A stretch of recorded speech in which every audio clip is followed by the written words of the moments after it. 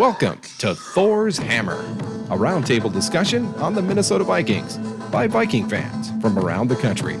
Each week we gather and discuss and hammer out everything about the Minnesota Vikings, what we saw the previous week, what we'll see in store for the upcoming matchup, and a few surprises on the way. Join us each week as we set sail on a new adventure. It's here, it's Thors Hammer.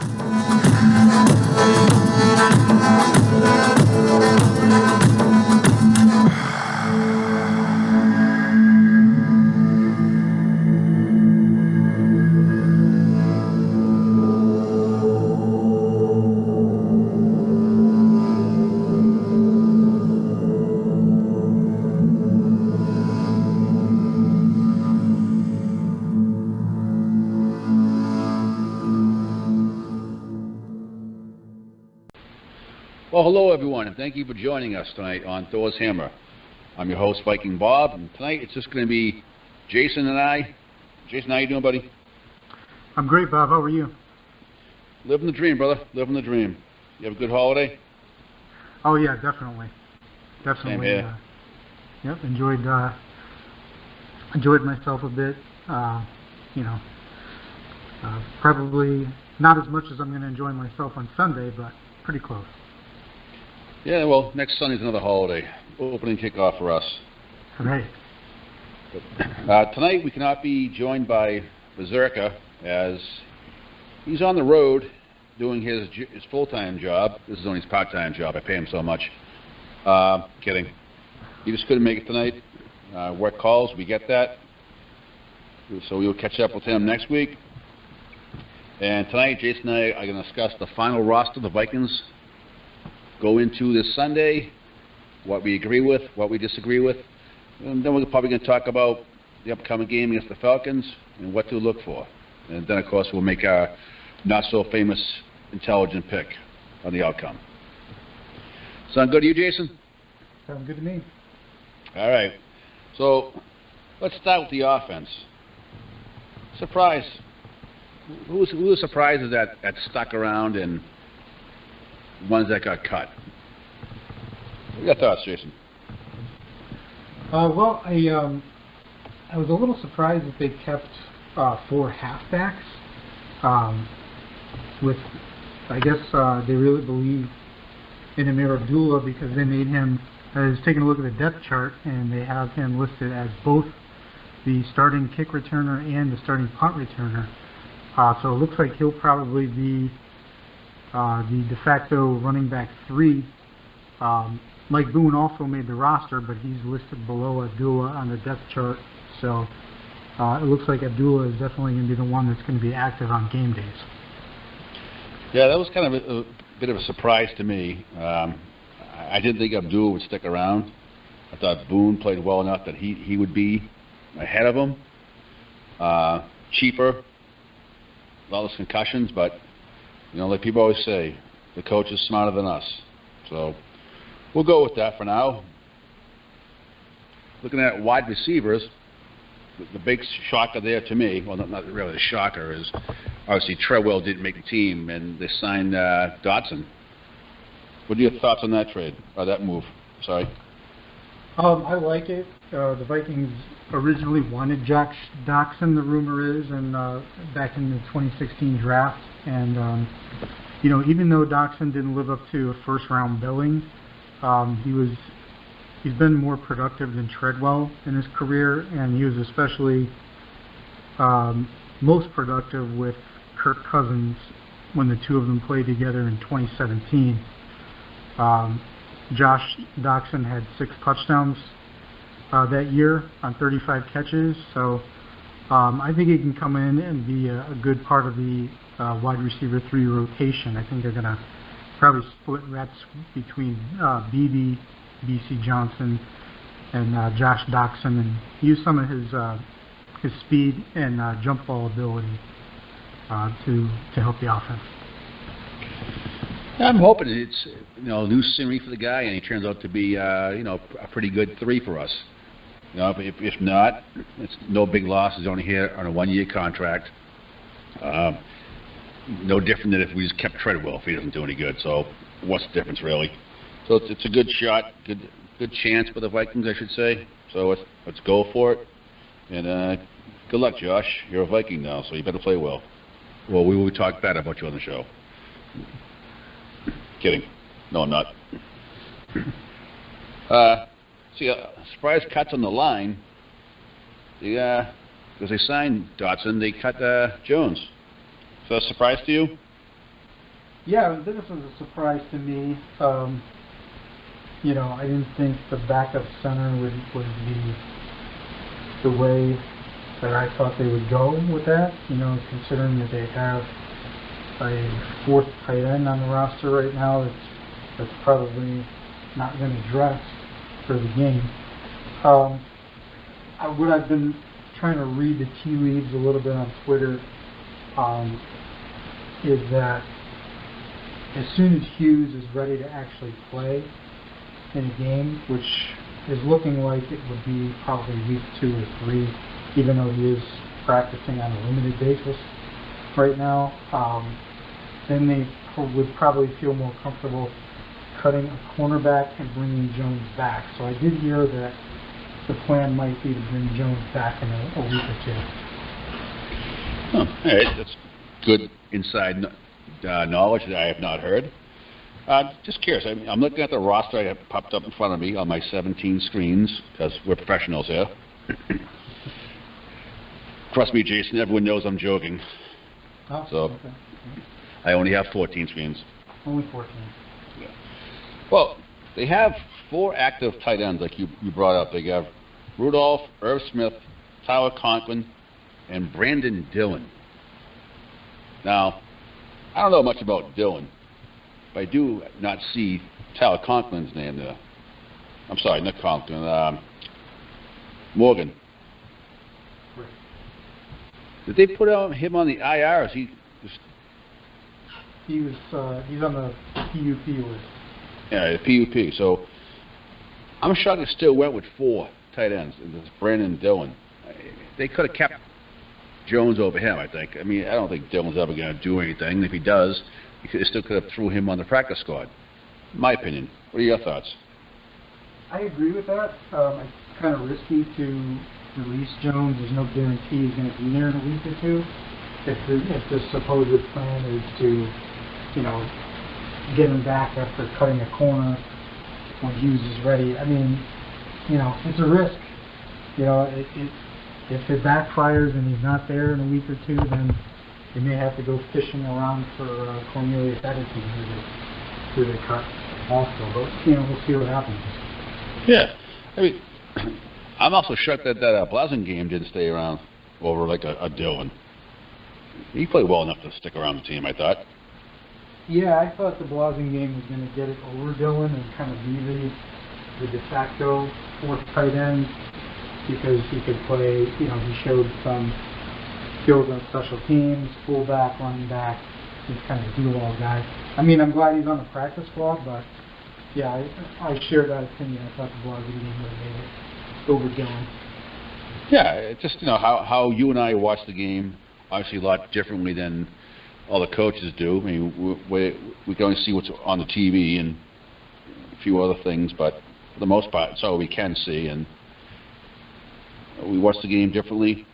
But hey, if we knew everything, we wouldn't be sitting here doing this talk show for free, right? Right.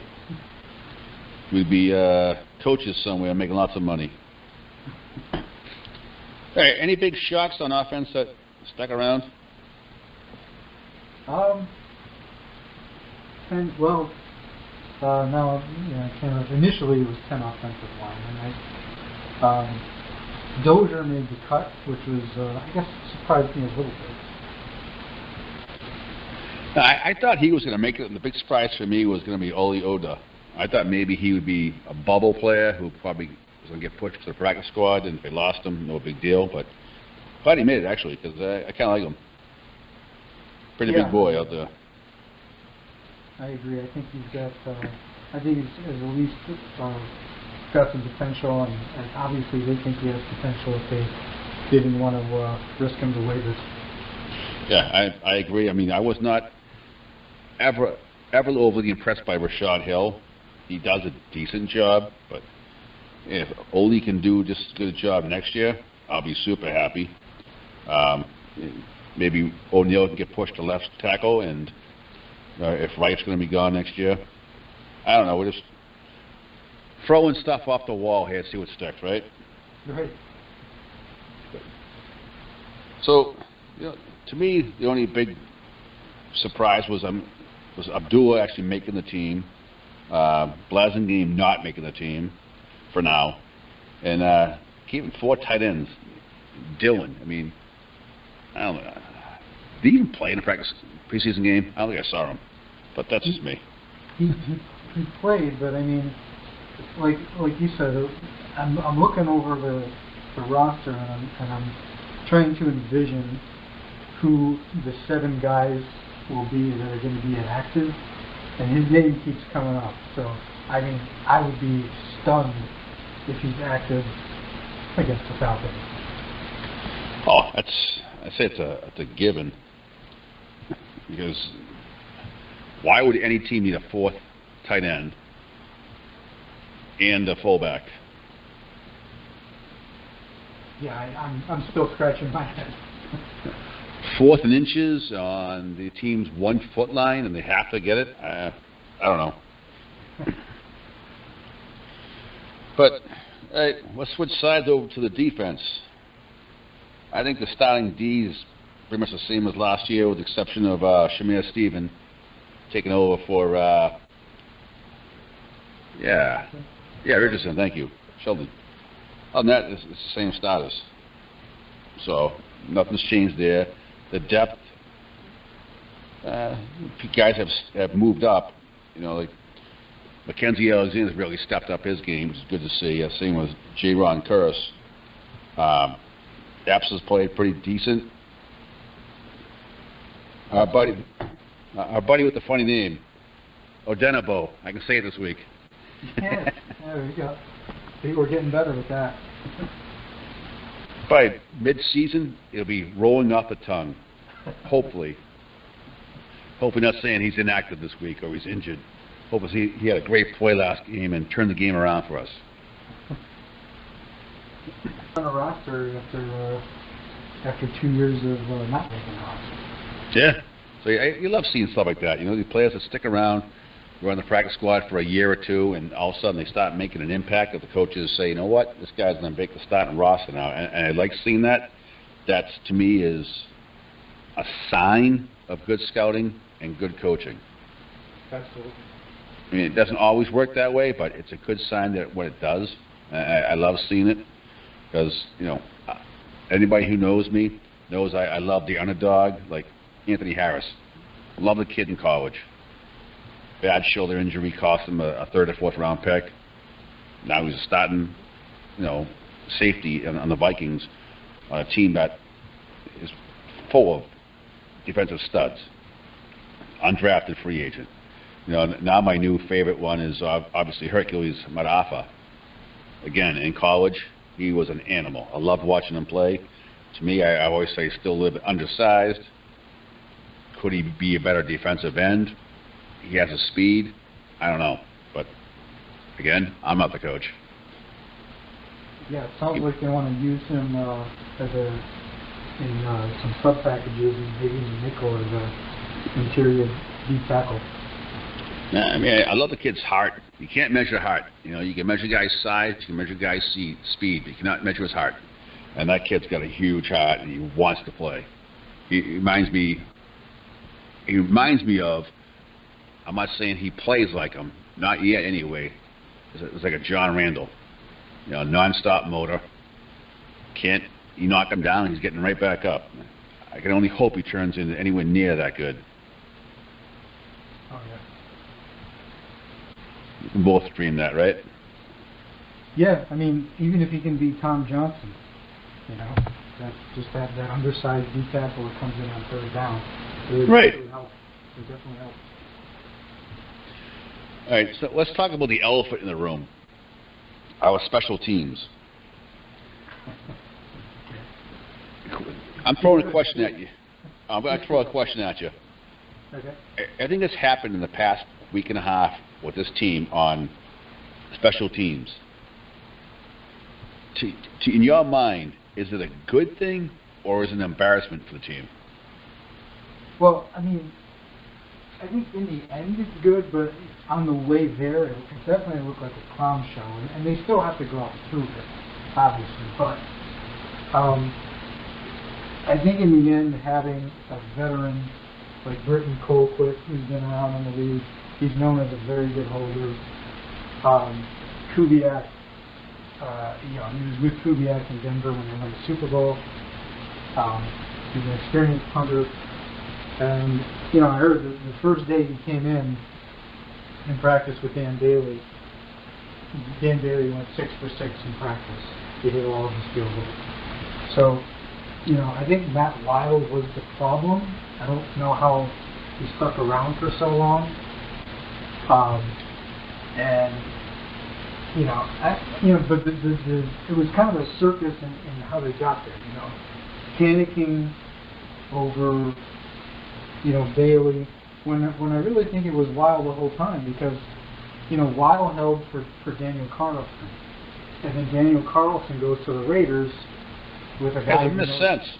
Yeah, he goes to the Raiders and hits basically every field goal.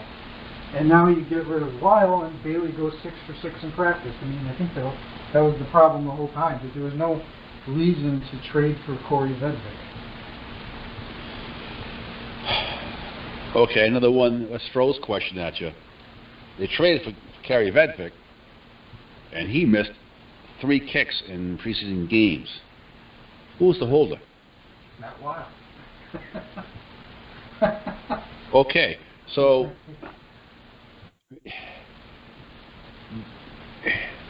was Vedvik actually better than Bailey? But it was the crappy holder? Because I heard that in we're never going to know, but in practice, when was it BB was holding for him, this guy was drilling him. So was Bailey. Right. How come us fans can see that, but the coaches can't? I don't know, and you're right. I mean, maybe there's nothing wrong with Vedvik. I mean, maybe there's nothing wrong with Bailey or Vedvik. And like you said, I mean, it was the common denominator was Wild holding, and I'm just glad they finally figured it out. Who was the holder for Blair Walsh? I wish we could have blamed that one on Wild too, but that was Jeff Locke. Must be a cousin. But, so, the thing on Colquitt is, well, he's a good holder. Okay, so what was wrong with Chad Beebe? We had a roster spot already, right? Now, mine said he's a good holder. I think I read somewhere like his net gain for a punt was like 30th in the league last year. That's not a guy you really want punting the ball for you. Well, I mean, at the same time, though, he had a really high percentage of kicks inside the 20, and he did make the Pro Bowl. He was a good gross average, but yeah, the net average was lacking. But that hasn't been a thing consistently in his career, so I don't know if it's just an anomaly, but I mean, he still had a very high percentage, one of the highest percentages of kicks inside hitting the opponent inside the 20. All right, it appears like a whole special teams, and trust me, I hate talking special teams, but this year has been kind of like a circus. Clown cows coming in. Right. And the only guy back from last year is Bailey. I mean, Abdullah was doing some kicker returns, but he wasn't a punt returner, so now he's taking double coverage. We got rid of our long snapper. We brought in a rookie cutting. Bailey's back. You knew he lost his job and got it back, and then lost his job and then got it back. And then they cut Wild. And it's like, to me, it's kind of like, are you coaches not paying attention to this stuff? And every fan was sitting there going, it's the holder, it's the holder. It was ridiculous. Yeah, I hope, I hope that they just leave it the way it is. for a while. For a while, I get it. That's a good play on words there. Yeah. But seriously, I mean, they really shouldn't mess with it anymore. Like, if he comes out this season and hits like 80 to 85% of his field goals, just re-sign him and re-sign Colquitt and keep it going. Yeah.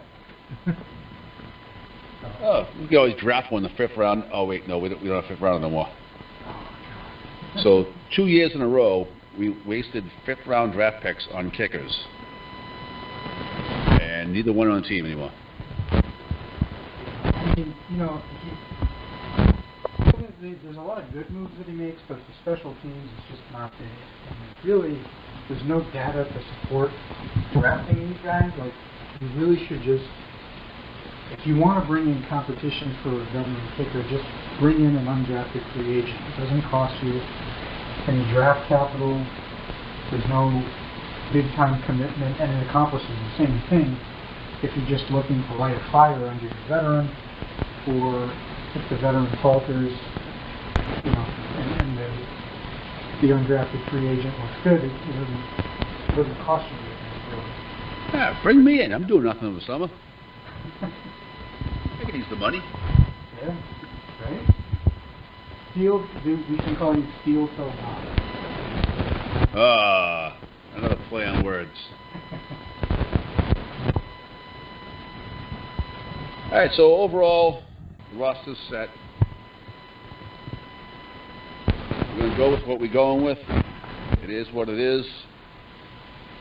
Sunday, we open up at home against the high-powered offensive Atlanta Falcons. Yep. Hopefully our defense steps up and becomes a Zimmer defense again.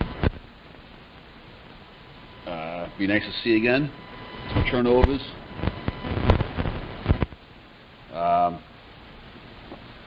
Ball control will be nice for the offense. Cousins stays upright, stays clean. Hopefully we get some cohesiveness on our offensive line. I'm hearing O'Neal will be ready to play.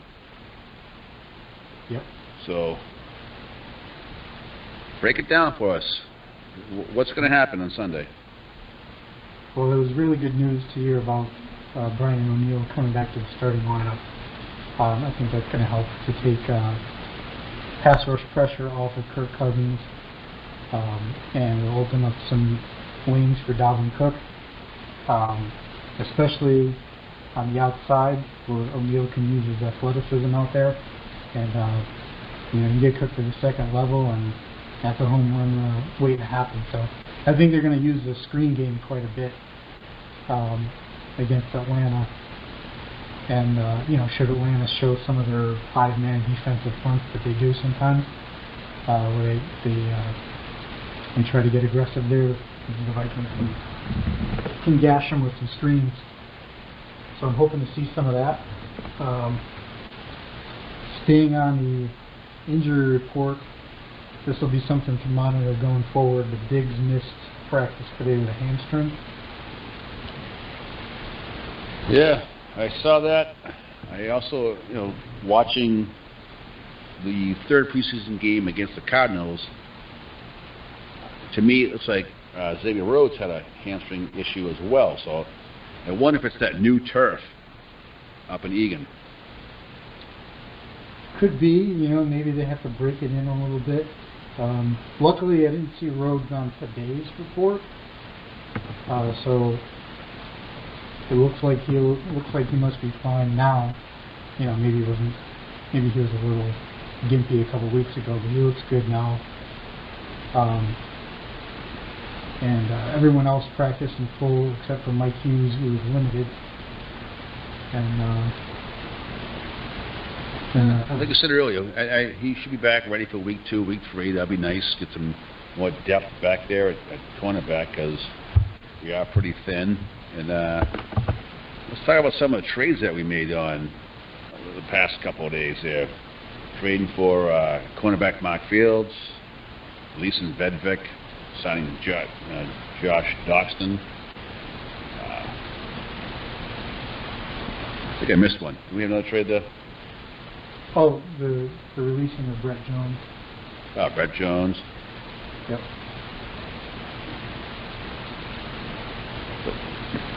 A lot of action. I'm okay with. If you can find a player that fits your team better, I do it in a heartbeat. I kind of like seeing that. So I try not to fall in love with too many players on the team. But like I said earlier, I am a fan of the underdog. So I'm always going to have my underdog player that I'm going to root for. You know, would it be like a Thielen a couple years ago? Anthony Harris. This year was obviously Hercules Madafa. You know, even Kyle Slaughter had to throw his name out there once this show, right? Oh boy. Well, I don't know. I don't know if I should talk about it or not. But I figured that was going to happen. Like I said, I don't really fall in love with third string quarterbacks too much because, as it was proven with him, all the teams passed on him for their roster. So nobody was really impressed. He squeaked onto the Cardinals practice squad. So that's why I think it's really an illusion in preseason because they don't scheme. If you notice, another thing with Slaughter too is I didn't bring it up last time, but he didn't throw very many deep passes. You saw him mostly with the 5-yard rollouts on the bootlegs, which I mean any quarterback can make those throws. But when he had to throw it a little deeper, that's when he got himself into trouble with the interception in cover 2, a couple balls sailing on him. So, you know, it is what it is. Well, not to be the devil's advocate here, but that's kind of my job. And I don't pay myself much to do this, but I have to. I heard a couple other things that, you know, half a team wanted to keep him. The players on the team thought he was a good fit, and the other half didn't. You know, so it was like 50-50 amongst the players, but pretty much none of the coaches liked him. Yeah. So obviously you're gone from the team. Bye, see you later. But other teams are reluctant to pick you up because unless you're a veteran that they have film on you, they barely touch you from a different team, only because they spent the past 6-7 weeks developing their own players, and those are the ones they want to keep, whether it be quarterback or not. That's just the way it is. I mean, Vikings took Kyle Slaughter off the Broncos roster a couple of years back, and you know, Elway was all mad. So, whatever. It does happen. I mean, we lost, what, was it Tyler Thigpen years ago? Look how that turned out, right? Who cares? Right. I mean, you know, I think a little bit of his passive-aggressive comments to the media got him in trouble with Zimmer. Zimmer seems like someone who is not going to tolerate anything like that. So, you know, he was regarding how many snaps he was getting in practice. No, I agree with that. Zimmer seems like a no-nonsense type of guy. He is a Parcells disciple, so, and Belichick's another one, and they're the same, cut from the same cloth there. You know, it's my team, you're on it, keep your mouth shut. It gets kind of boring, but I do like the little bit of, I like my quarterbacks a little bit cocky. I'm sorry, I don't want a quarterback coming out there saying all the right things for the, you know, for the media. It's a boring interview. I like a little bit of cockiness in them. You know, it makes me feel good. Like, all right, the leader of my team is my quarterback, and he feels good about himself. He's cocky. I like that. He's not afraid to throw a ball into a tight window because he trusts himself. He trusts his arm. He trusts his ability. I hate quarterbacks that are afraid to make a mistake. You know, that's not the guy I want leading my team. Right. Oh, look, I receive that's open. I get like a 6-foot, you know, square window. I can throw the ball in. I don't want to take that chance. So I'm going to dump it off 4 yards to my halfback. I don't like quarterbacks like that. I want a guy You know, Brett Favre, I personally love the guy.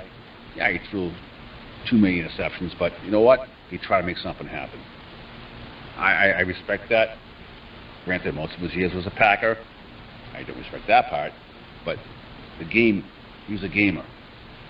He wanted to get out there and play and make something happen. Those type of players I want my team. You know? Make a mistake. Learn from it. Trust yourself. That's what practice is for. You know, you're in practice, take that chance. You know, maybe you actually have an 8-foot window if your arm can really zip it in there. You know, you're making, you know, $28 million a year, and you got an 8-foot window there, you're going to get it in there.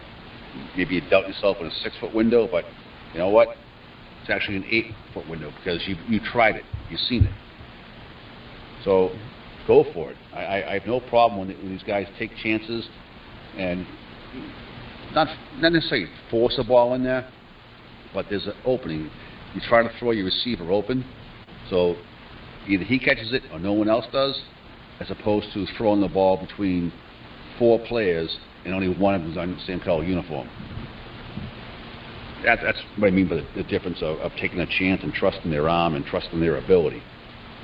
Right. So that's, but I do like Cousins. A few other ones the past couple of seasons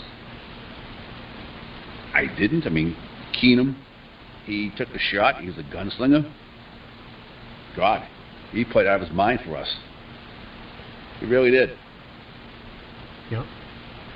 So he reminded me, you know, Keenum played like Favre did in 2009. Slaughter reminded me of that type of quarterback. Is he ever going to be as successful as them? Probably not. Drafted either. I don't. Yeah, I don't know. I think he has some potential. I'm not seeing the accuracy. I'm not seeing the deep ball accuracy or that those guys have in him. I saw that, you know, when he tried to throw it on a rope and down the field a little bit against blitzes, the accuracy just went haywire. All right, last thing to say about Slaughter. I'm going to throw a question at you. Mm-hmm. With hindsight being 20/20, you have a drafted quarterback tomorrow. Are you taking Kyle Slaughter or Jamarcus Russell? Well, yeah. I can't. Oh my God. Exactly. See? Well, yeah. Gino Torretta, Chad May, other quarterbacks we drafted that even made the team. One was a Heisman Award winner. You know? Yeah. I mean, I don't know. I don't know. I mean, I think if he was really that good, I mean, wouldn't he have made at least one roster as a backup? Well, I brought the name Brett Favre up a little while ago. Atlanta Falcons said Brett Favre was that good, they probably never would have traded him either. Maybe. I don't know. I just think, I mean, the ceiling is the Cardinals practice squad. I don't know. There's got to be something wrong. I personally would love to see the guy go to Canada for a year or two, where he can start. I mean, you never know. I mean, it could be a Kurt Warner situation where, you know, nobody really believed in him early in his career either. And he kind of had to bounce around before coming back. I mean, you know, Good call. 3 years down the line, he gets a shot somewhere. Somebody gets hurt, they call him up. You never know. But I just thought that, you know, on social media it was just apocalyptic when that people were just being a little bit too apocalyptic when he was released. Well, just like Berserker said, you know, week 1, the most popular player on the roster is the backup quarterback, unless it's the third string quarterback. Yeah. And he's right. You know, Viking fans have been that way for as long as I can remember. Okay, we know who our starting quarterback is, but it doesn't make a difference what his name is. He sucks. Our backup's better. Oh wait, our backup sucks. Our third string's better. It's always been that way. It's kind of been fun. It's kind of like, almost like a tradition now. You just deal with it and laugh with it. Yeah. But I mean, Christ, you sit here and name half of them and go, oh yeah, they never became anything. They never became anything. But also, you've drafted quarterbacks that never became anything. You grabbed guys off the scrap heap that never became anything. You know, I mean, we're never gonna ever live down Demetrius Underwood. So, as you take an undrafted free agent, Case Keenum was undrafted. Kyle Sloter was. Let's see what they got. I mean, we did it already. We already named them all. Thielen, Anthony Harris, Mataafa. Let's see what they become. They're all undrafted, and wish nothing but the best for all of them. And in that aspect, I actually think that the Vikings scouting and coaches do a great job to get these undrafted guys starting. You know, making Pro Bowls. Right. No, that's really impressive. Just don't ever draft a quarterback or wide receiver in the first round, and you'll be fine. Right? Has Spielman ever hit on one of them? I don't think so. No. not today. All right, where do you want to go here, Jason? Let's talk about the upcoming game again, a little more defense side of the ball. What do you want to do? Yeah, actually, I want to mention something about the Falcons game. This could really be a big advantage for us on this front. The Falcons right now, at right tackle, they have problems. They don't know who's going to start on Sunday because the guy they originally thought was going to start was Ty Sambrilo when they entered the season, but he slipped all the way down to third on the depth chart. He's not a very good player, but they thought that he was going to be the starter. And Matt Gano started showing out better in camp. He was an undrafted guy, I believe, that they had that had to play a couple games last year. He was limited in practice. They drafted Caleb McGarry in the first round, but he had a heart procedure a couple weeks ago, and said that he did play finally in the last preseason game, but he only played sparingly, and he said that he didn't think that he would have been able to play for 60 minutes. So they have no idea who they're going to put out there, and that guy's going to have to play against Neil Hunter, whoever it is. Yeah, it's not going to be a good day for any one of them. No. I mean, the guy who had a heart procedure, I would tread lightly on him. Do take your time, come back when you're 100%. Yeah, I don't think we'll see that. Yeah, that's why we drafted you. We don't want you, ending your career, possible life on the field, and you're not ready to come back yet. Yep. The undrafted guy you said, I forgot his name. That guy has nothing to lose. Again, I love the underdogs. Undrafted guy, get out there, do your best against the nail. If you suck, we'll sit you out for a while so we don't, wreck you mentally. But you have nothing to lose here, buddy. Get out there. But it's not my team, so I don't care. Right. Yeah, we'll see. I think that's definitely Matt Ryan's going to be looking over his shoulder on the right side. Well, the Falcons' offense is pretty good, too. It's kind of built like the Vikings almost. They have two top receivers in Julio Jones and Calvin Ridley. If Rhodes is hurt at all, Julio could have a huge game. I mean, we don't have much depth to take away from him. I mean, Waynes should be able to shut down Ridley. Not you got some help with Harris, Curse, Smith. After that, not much. I mean, third down, you can throw out Mackenzie Alexander, cover the slot. They use their tight end Hooper like we use Rudolph. Same idea. And they have a pretty good running back there too. Ooh, I get another one. If he's healthy, he can go the house anytime. The quarterback, Matty Ice, is no slouch either. So it's a pretty evenly matched game on offense, I think. Both offenses are kind of similar. I think we have the advantage on the offensive line. Something I've probably not been able to say in 50 years as a Vikings fan. No, kidding. But a long time. But hopefully, I get to see it quite a few times this year. We probably have the advantage on the offensive line. I'm hoping. Yeah, we did, right? I think so. I mean, they have, you look at across from our offensive line at the Atlanta D-line, they have one really good player in Grady Jarrett. I love him. He's really good. But the rest of the line isn't quite there yet. Zach McKinley at defensive end, he's up and coming, but he's not at the level of Griffin or Hunter. And they got Alan Bailey, who's more of a run-stopping defensive end, not much of a pass rush threat. And then the other D tackle, whose name escapes me right now, is a mediocre player. Oh, it's the Falcons.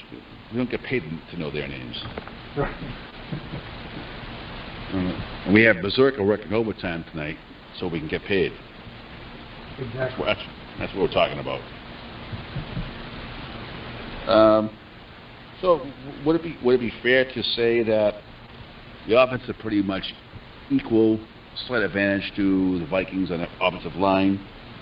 On defense, definitely Vikings have the edge. Oh yeah, and I mean, not only that right tackle is going to have problems, but on the inside,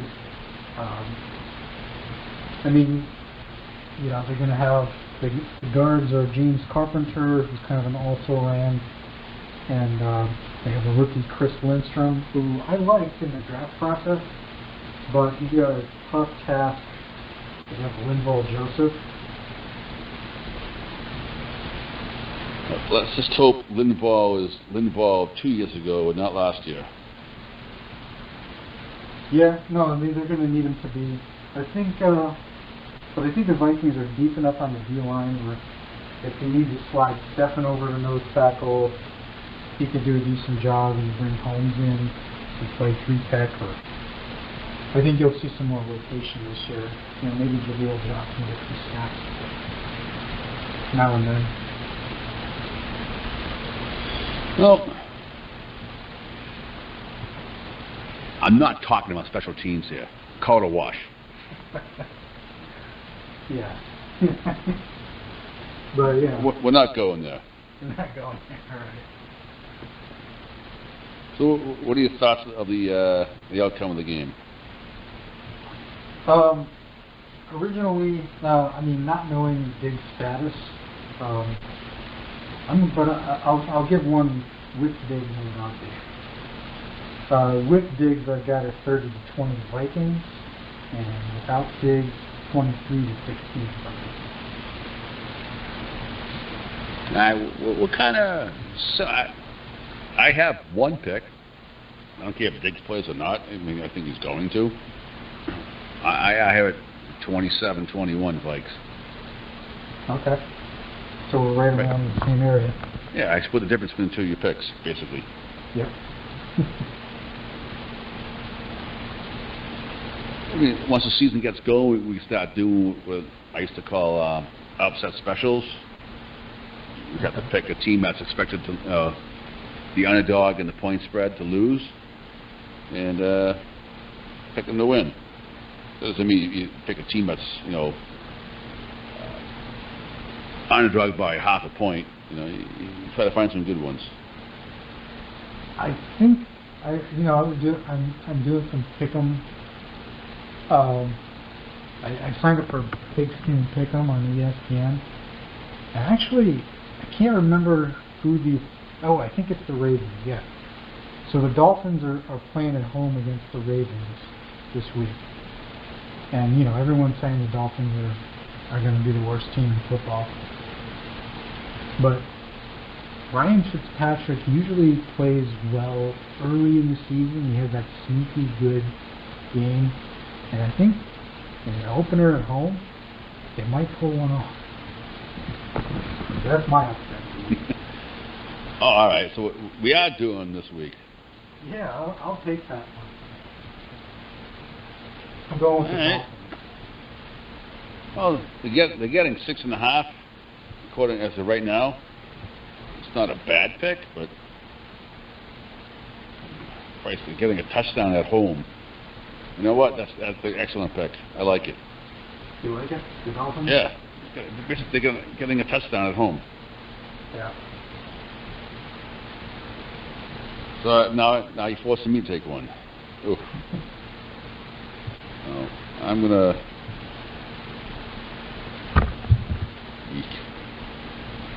Eek. There's not much week one because you don't really know how teams are going to come out, but I got to take somebody. I'm taking the Texans +7. Who are they playing? The Saints on Monday Night Football. Ooh, down in New Orleans? Yeah. Oh, okay. Deshaun Watson. My boy, Clemson. Okay. I'm a huge Clemson fan too in football, college football. Always have been. Not the past couple of years. I always have been. Hey, he can hang in a shootout, so you never know with him. Yeah. We'll see how that rolls. I like your pick better than mine, but I had to pick something, and I went with it. Okay. All right. So we could wait till next week when we're all on the show, or you and I can do this now. What's your prediction? End of the year for the Vikings. You can say I'll wait a week, Bob, but if you want to do it now, we'll do it now. Let's, you know what?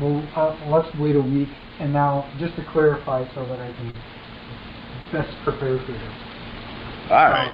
Are we talking about just the regular season record, or if they make the playoffs, do I have to? How far is this team going? Oh, the whole ball of wax. Okay. All right. I'll think on that. You know, give me the outcome of the record. Do they win the North? They win a wild card? They miss the playoffs? Do they win the Super Bowl? Anywhere in between. Okay. That's something you and I are going to have a week to think about. We'll get a hold of Berserker, and he can give us his thoughts next week.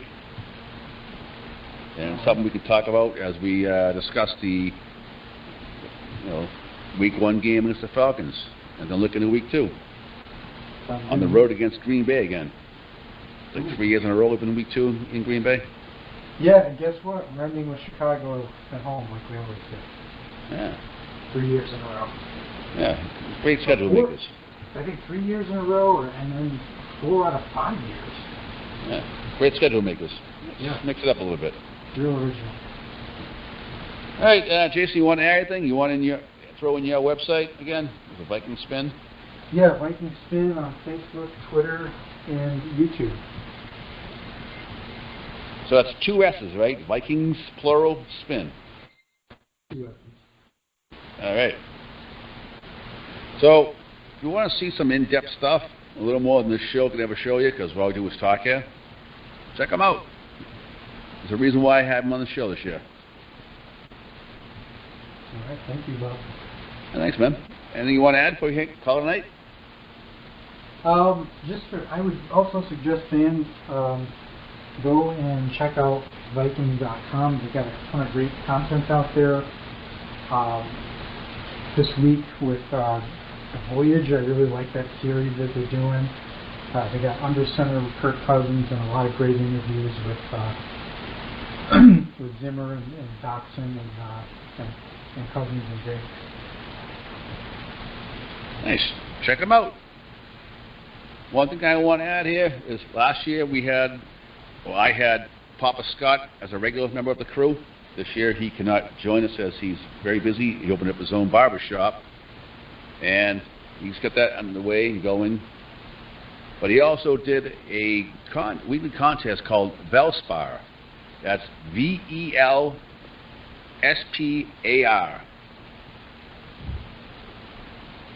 He picks out like 20 questions, something like that, maybe more, and you get 1 point for some, 2 points for others, and so on down the line.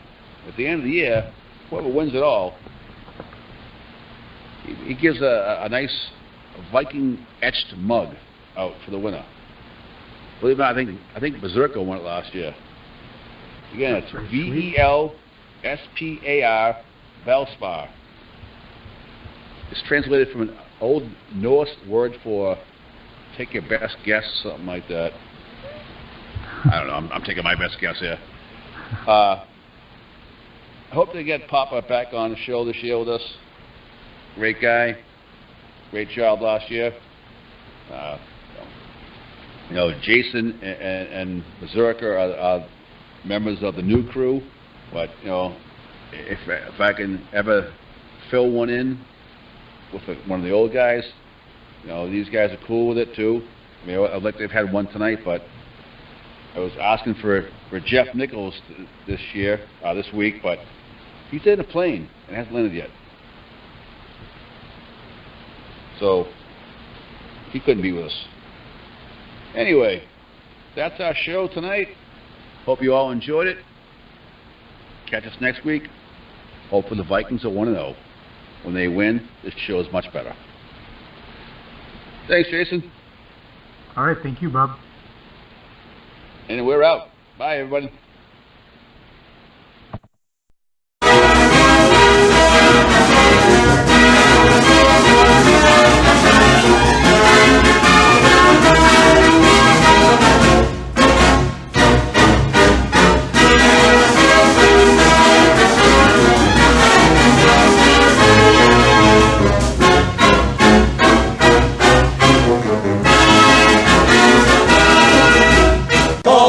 Vikings, let's win this game. Skol Vikings, honor your name. Go get that first down, then get a touchdown. Rock 'em, sock 'em, fight, fight, fight, fight. Go Vikings, run up the score.